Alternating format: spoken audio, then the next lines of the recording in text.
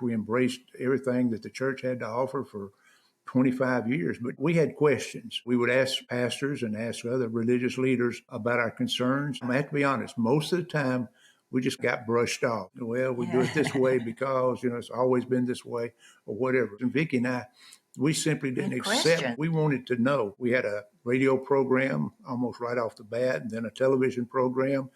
And so we were standing up in front of people, telling them about being saved and being born again. I mean, we were as fervent as anybody. We had questions, and we wanted to know, wait a minute, are the things that we're saying, are they correct? One of the first contradictions that we ran into, and actually this is something Vicki can address better than I can. She grew up in a church. I did not. So it was all brand new to me and exciting, but brand new. I didn't know all Christians didn't get along and didn't agree on certain things. I thought once you were a Christian, you agreed on everything, but not so. But anyway, Vicki had a question about Sabbath. Well, it's because that was in my heart, some kind of longing in my heart. No one had talked to me about that.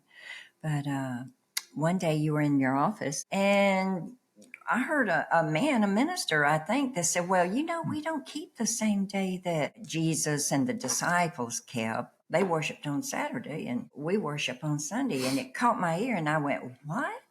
What do you mean? We don't. Why? And so I think one of the answers was something to the effect that, well, you can just pick the day you want to worship on and do it. And that didn't settle well in my heart. Just pick a day. And so somehow Sunday got picked. Didn't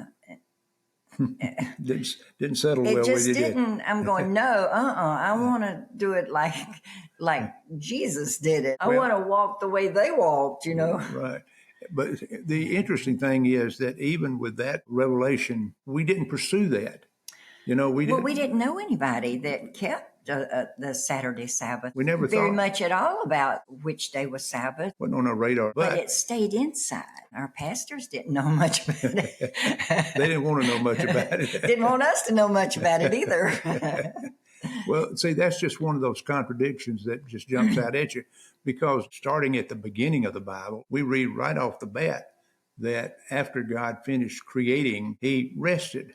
He created everything in 6 days, according to Scripture. And on the seventh day, he rested. He said, I'm setting this day apart for you to rest. He didn't say this is for a particular group of people. This is for all mankind. So it's a very special day.